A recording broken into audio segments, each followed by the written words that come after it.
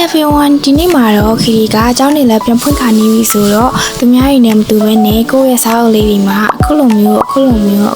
လှလှလေးတွေနဲ့ name tag လေးတွေကိုကိုယ်တိုင်ဟမ်းမိတ်လုပ်ကြရအောင်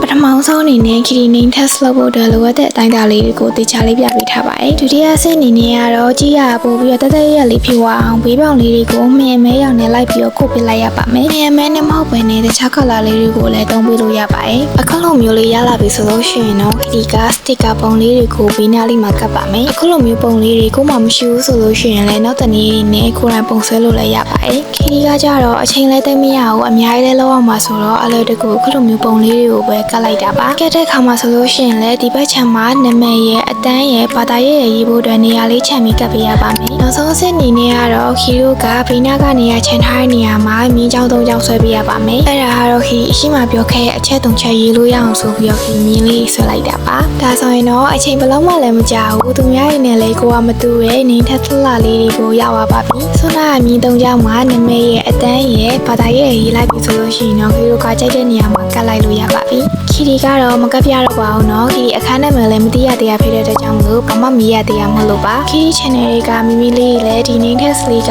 ဆက်ရွက်တွေအများကြီးလည်းမကုန်ဘူးလောလောကူကူနဲ့ရိုးရိုးရှင်းလေးလည်းလုပ်ကြည့်လို့ရအောင်မလို့သဘောကျရဆိုလို့ရှိရင်တော့လိုက်လုပ်လို့ရပါတယ်ရှင်ဒါဆိုရင်တော့ခီရီရဲ့ဒီနေ့ဗီဒီယိုလေးကတော့ဒီလောက်ပါပဲเนาะ bye bye